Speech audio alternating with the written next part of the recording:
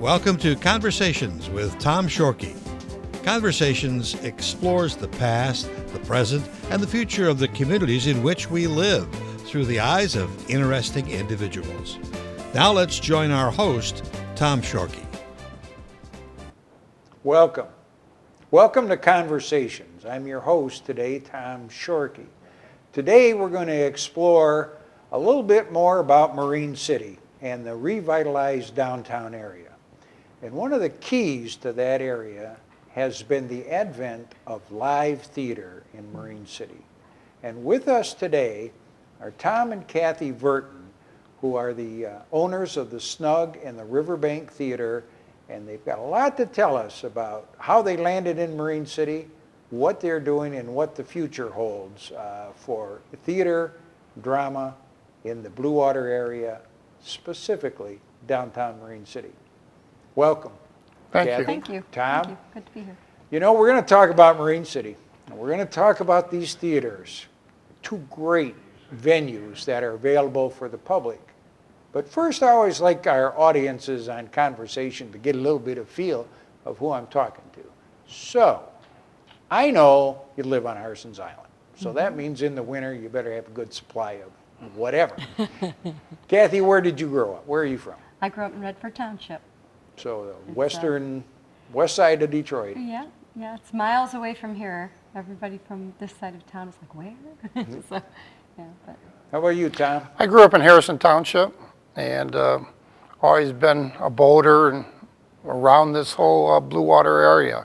And if you're not familiar with Harrison Township, you think Selfridge Air Force Base and where Metropolitan Beach is and that surrounding area, and it really is boat, what do they call it? Boat City or Boat Haven, or something down Boat that Town. way? Boat Town. Boat Town, there we go. Our parade on the Clinton River, right? Yeah. Well, Tom, now you two didn't start off when you were 18 years old looking at each other saying, well, let's have theaters someday. What was your career, Tom? I carried on my dad's legacy. I owned a tool shop in Fraser.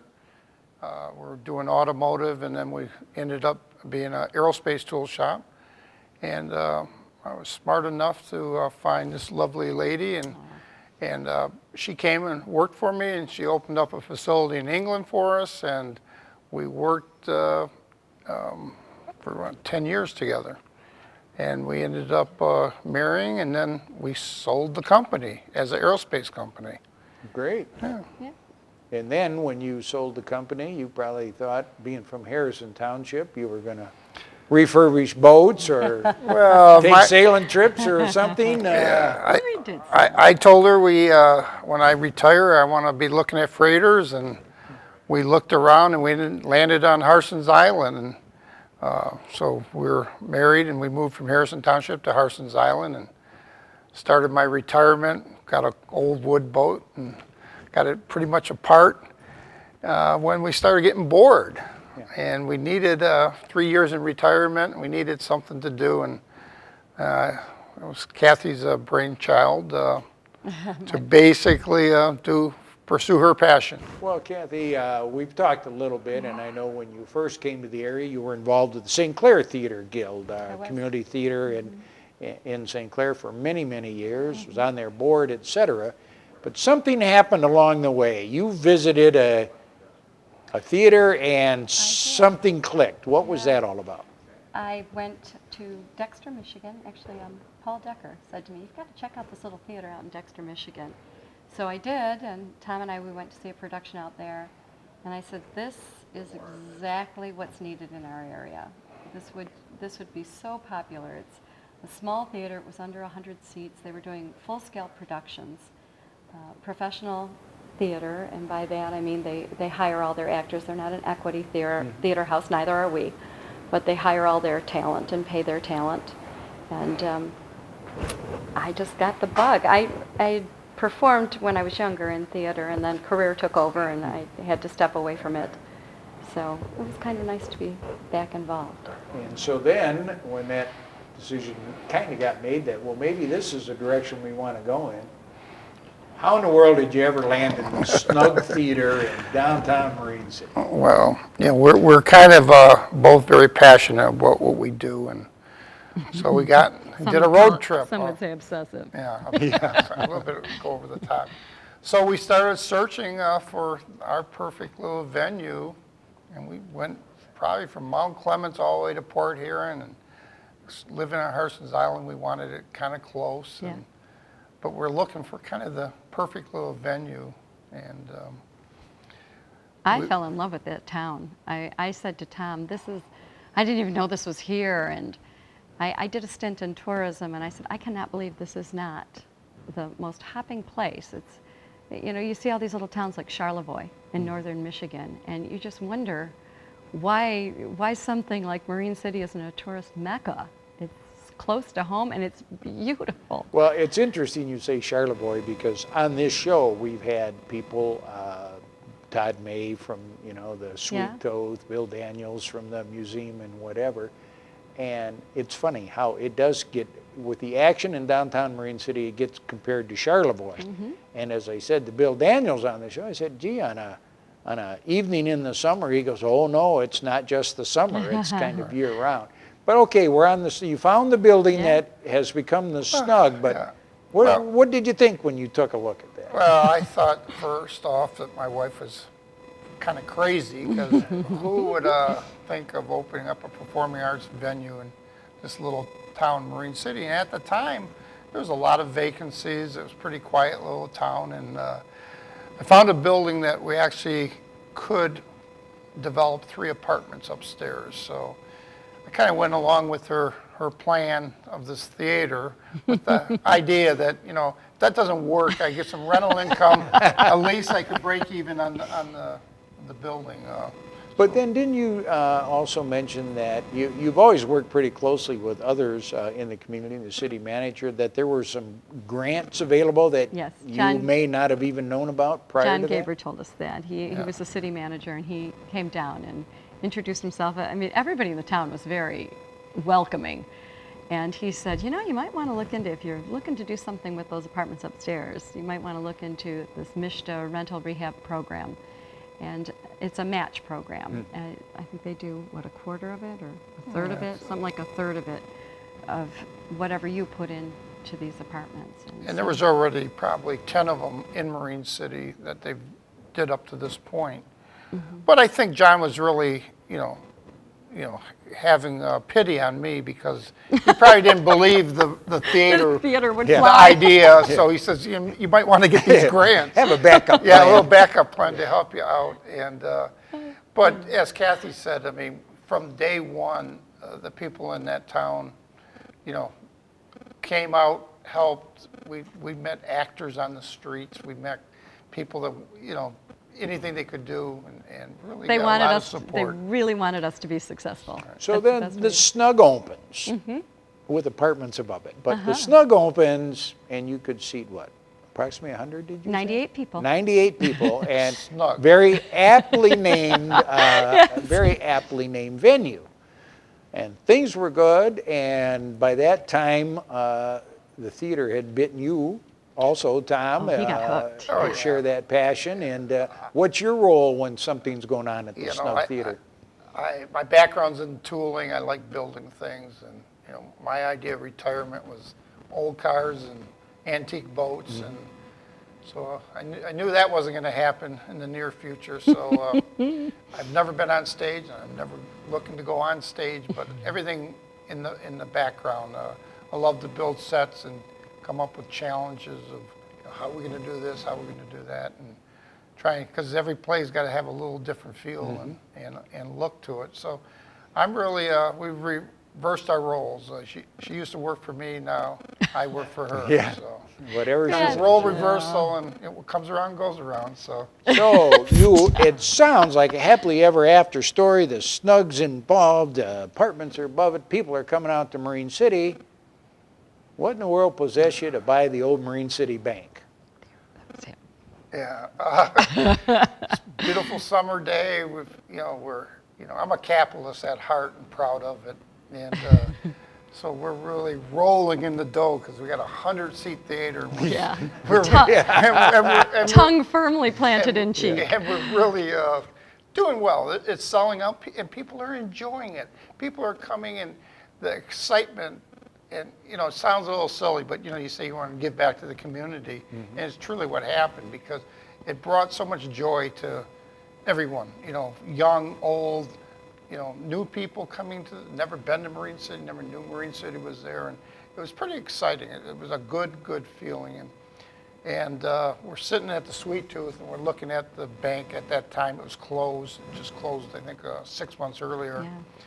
And it's a beautiful building, and it's probably one of the nicest buildings built in 1922. And I said, you know, it's a shame, you know, that what's gonna happen to this building? What, you know? And I said, I wish it'd been available. I wish it was available when we were looking because it's a perfect building for a theater. And I looked at him and I'm like, no. And he said, I had to say one thing led to another. Yeah. And we walked through it, and all the beautiful charm and character of the building was above the drop ceiling, and we saw the ceiling and the light fixtures, and we really fell in love with it. And it has a full basement for storage. The drive-through window ended up being my workshop. I mean, it has all the elements that we didn't really have at the Snug. Because you got to remember, when we started the Snug, we're just kind of rookies. And, you know, here's a building, and where are you going to store all this stuff? What are you going to do with it all? And at this point, we're going to carry the theater. You know, we wanted to grow because we saw the potential. Did you originally think, when you saw the bank, which is now known as Riverbank Theater, when that became available and kind of crystallized in both of your thoughts, was the original plan to move the Snug down there, or did you always think you were going to have two? No, I think when we talked about it, I said 2 theaters makes a lot of sense because you have to have at least, we typically have 4 to 5 weeks of rehearsal before we put a show up. So we could only do 5 to 6 shows a year at the Snug. And when you have an investment, it's nice to be able to keep those wheels, you know, turning, have something on stage. So this way we can alternate between the 2 theaters, and we can, you know, every month we pretty much have a show opening. So we can offer a more consistent product, and then it makes sense to market. Now it makes sense to market it outside of the immediate area because we've got more capacity to offer. How many seats in the Riverbank? 180. I like to say 200. I say 180. I keep him honest. Yeah. You like to say 100 for the Snug, but it's really 98. Right. Yeah. And Willy Wonka just finished just a little bit ago. How many people do you think got a chance to see that show? 2,200 people. 2,200 people. We did 14 performances over 3 weekends. Fabulous. And the last, I don't know, 8 performances were sold out. Yeah. Now, people wonder, is there a difference between what you're doing in your theaters than community theater? I mean, are you paying people, or We are. how's this all work? We are. We're not an equity theater house, which means, you know, that's what Broadway is. They hire equity. But we do pay all of our actors. We pay our directors. We pay our orchestra. We have a live orchestra at most of our performances of musicals. We are not what they call a no-cut theater, and a lot of times in community theater, and it should be this way, I think, community theater serves a different purpose. So when they give everybody a role, that's a good thing. It gives everybody exposure, but that's not what we do. We audition for our performances, and we cast the best person for the role. It's competitive. It's very competitive, but it's how we feel that we can put out the most superior product. And we have a quality product. We're proud of our product. I mean, the actors are top-notch. The orchestra is terrific, and we're grooming the next generation. We're doing a lot with the youth, like Willy Wonka had kids. Well, let's talk about your youth, because you have a 501c3 for youth theater. And tell our audience just a little bit about we typically will do 3 to 4 productions a year that include children. They're not just by children, but the child roles are played by children. So Willy Wonka, for example, you know, we had 12 kids in Willy Wonka. We had a lot of little Oompa Loompas. And it gives these kids an opportunity. They compete. We had 50 audition for it, and only 12 were selected. So it's a great experience for them. It's a good confidence builder just to get selected. And then they're working with adults, and they're on par. You know, everybody's equal in theater. So what will your, do you have a summer workshop or something We do. planned? We have a youth theater program. We have a youth camp, runs 1 week this year. We released it to the public just over a week ago, and it's full. We have 80 kids already signed up. So this confirms what we were thinking when we started youth theater, which is that youth education, youth workshops, you know, maybe more than one youth camp a summer would be a great thing. And there is a void. We've got such strong high school programs throughout the whole county. But the K through 8 is an area that is not really served for teaching drama and theatrical arts and any other performing arts. So that's what we're going to concentrate on, and we're trying to put a curriculum together to develop that. Well, you know, and now in Marine City, which we've thought, there's a number of restaurants, the Sweet Tooth, the theaters, the Mariner Theater with the new marquee, the Titanic Exhibit, yeah. there. But there's been a missing element that I think you two may be addressing, and that is lodging. Yes. So tell us how people who for the last 80 years have driven around the corner of Water Street and Bridge Street and seen the Terhune Brothers Pontiac Buick GMC dealership, what do the Riverbank Theater folks have planned for that corner? Well, we've been working on this idea of a hotel pretty much since we started the theaters. Geographically, we're not in the best location for theater, especially for our actors. We get our actors from all over the Detroit area. And it's very difficult. You're doing shows, 3-4 shows on a weekend to drive back and forth. So that's underserved. We looked at a couple different locations that we're trying to figure out where we possibly could do a hotel. And Ed actually contacted us and says, you know, because it was in the paper, a couple of things we were looking at. And this goes back almost 2 years ago. And he says, you guys are missing the boat. He says, you should come and look at my dealership and have coffee with me at my desk and look at what I look at every morning.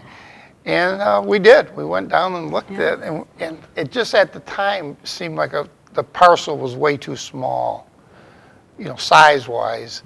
And so we have architect Vince Cataldo, Infuse. He's right Here in St. Clair. St. Clair.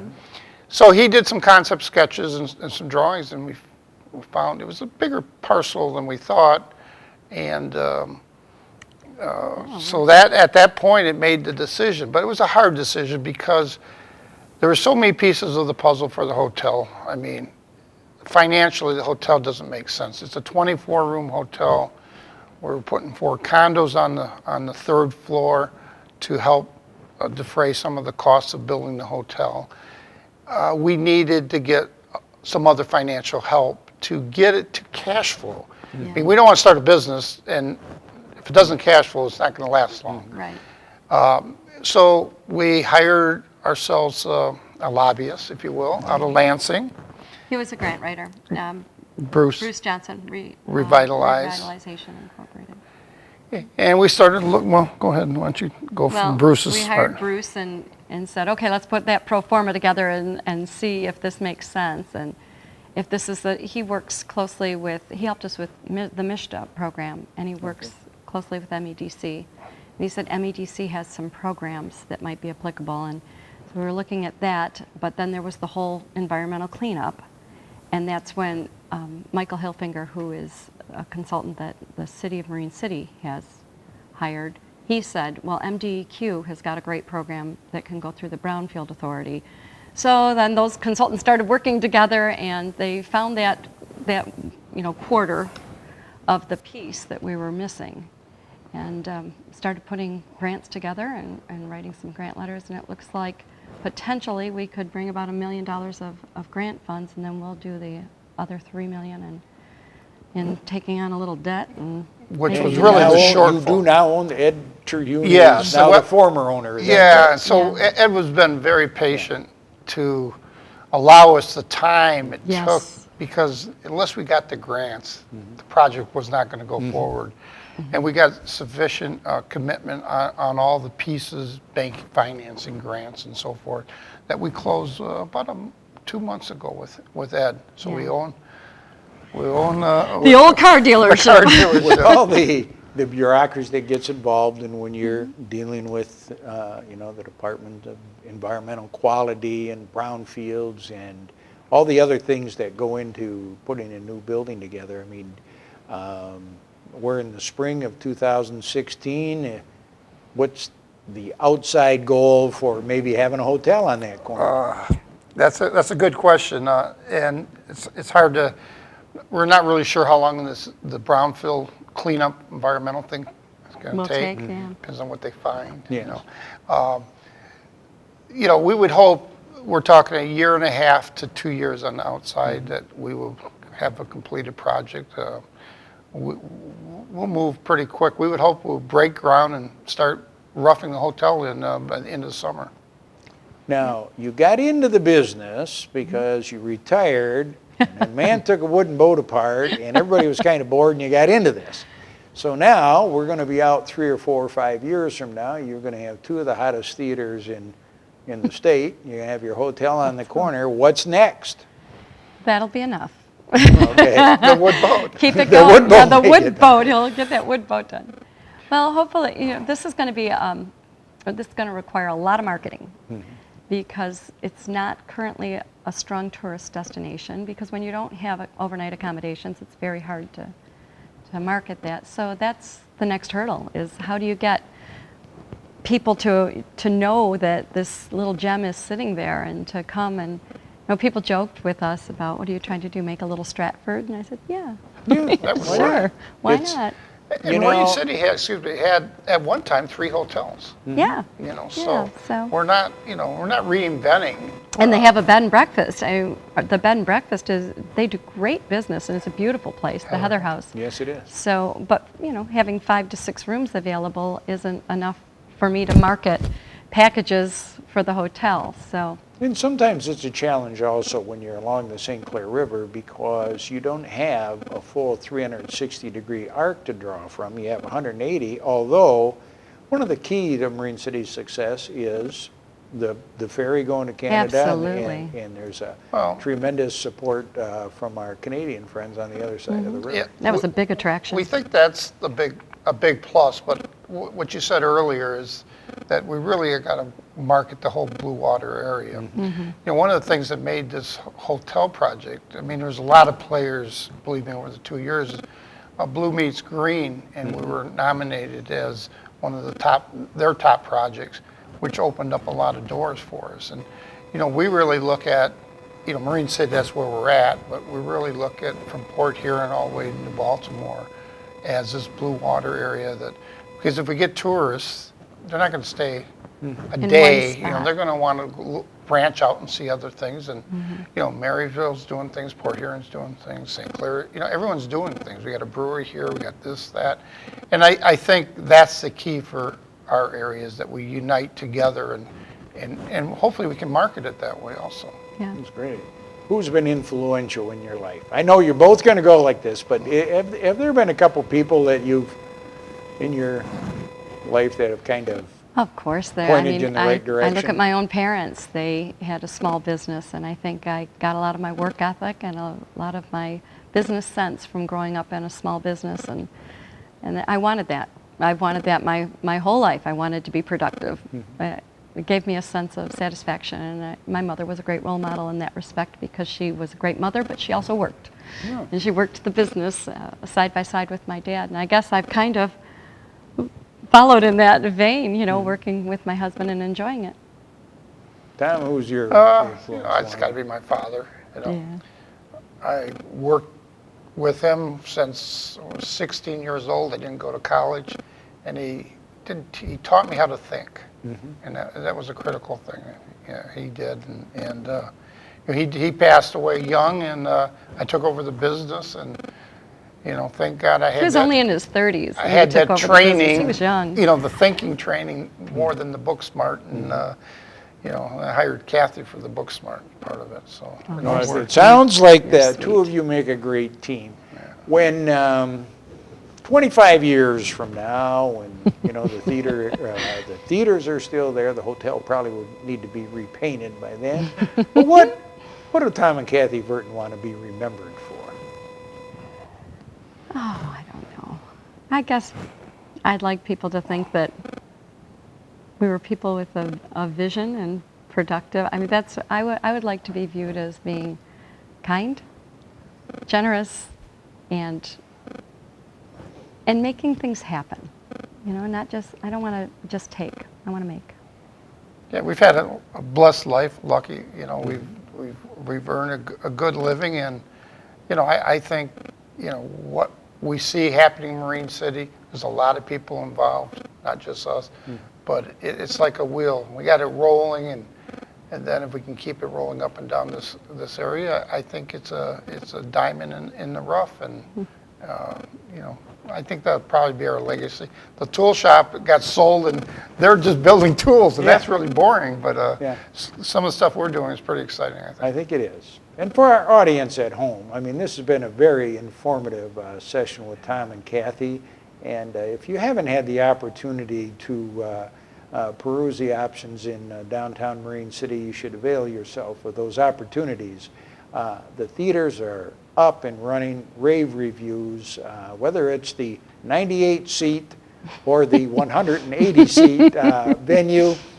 The hotel is, you know, the paperwork is underway. There's a lot to do on that, and many things are happening. And I think folks in Blue Water area, and especially in the Marine City proper, are very thankful that people like Tom and Kathy will take the time and invest in the community. On behalf of Cable Channel 6, I'd like to thank the Vertins for being our guests today, and also remind our viewers at home that you can watch any of these conversations from your home computer. Just go to watchctv.org, click on shows, go to conversations, and any that we've done in the past 6 months will be on there.